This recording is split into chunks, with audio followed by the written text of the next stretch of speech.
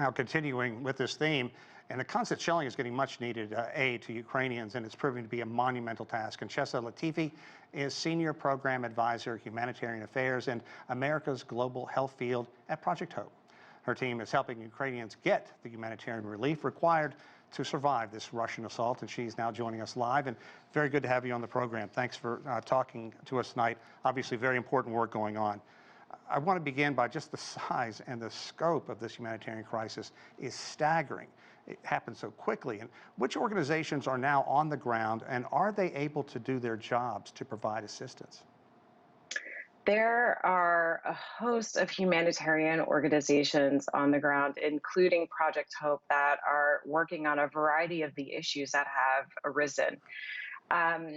The challenges are definitely there. The speed in which the number of refugees is increasing and the logistical challenges on the ground of getting aid in.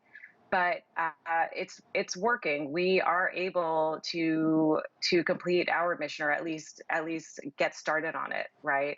Project Hope has really been working to get medicines and medical supplies into Ukraine, and we've been able to do that. And we're also supporting in the surrounding countries, including Poland and Romania and Moldova, by working through local NGOs that have already existed and have been working in their sectors. And so by supporting them, we are able to support these populations that are impacted by this crisis. It always amazes me how quickly these humanitarian organizations get up and moving. You talked about aid going in. What about the people coming out? 2 million plus in terms of refugees. I imagine virtually everything on earth right now is needed. What items are needed the most, and are you able to help people get out of the country? Project Hope doesn't help people get out of the country, but it seems like there is enough movement of there's at least enough space for people to keep going through these borders. But it's interesting because the first group of refugees in those first few days were really people that had relatives or friends in neighboring countries, and they were able to go to their homes.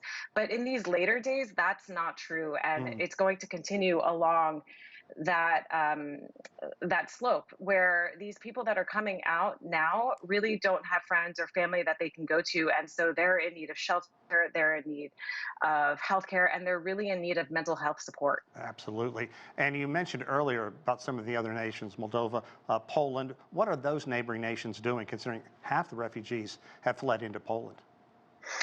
It's the generosity and outpouring of support has been really, really tremendous from all of the countries that are now hosting refugees.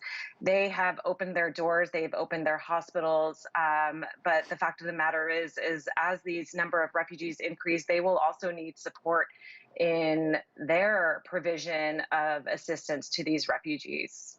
Yeah, it's interesting to hear these people come out. To what degree is China playing a part right now? Is there assistance coming from China? That's not something that I'm really aware of at this point. I do know that the countries that we are engaged with right now on the ground, those ministries of health and of social protection, have been very, very supportive in our activities and in the activities of most of the humanitarian actors on the ground. Yeah, Airbnb, really one of the first ones out of the gate, offering rooms for up to 100,000 people. How significant was that move, considering how quickly it came? Project Hope's focus is really on healthcare, so shelter is not our focus. But there have been a lot of companies that have come to us and said, "How can we help?" And really, the best way to do that is to provide us funds so that we can grant out to local organizations that can provide the support on the ground needed. Okay, give us your best information right now. From the logistics standpoint, what do you need the most? What can happen? Has stuff been moving in as quickly as Project Hope and others are hoping? We would always like it to move faster. We are hoping for a humanitarian corridor, but there are ways to get items in. We are working with a hospital in Krakow right now that does this really amazing thing where they fill up their ambulances with materials, so pharmaceuticals and other types of medical supplies. They drive it to the border of Ukraine, where Ukrainian ambulances pick up the items and take them to the hospitals that are in need on the other side. It's really, really tremendous. Wow, it's a fascinating story. Chessa, thanks so much for everything that you and Project Hope are doing. Chessa Latifi, we appreciate your time and insight, and also taking you out of your comfort zone a bit, asking you to talk about other organizations. Thank you. Of course. Bye.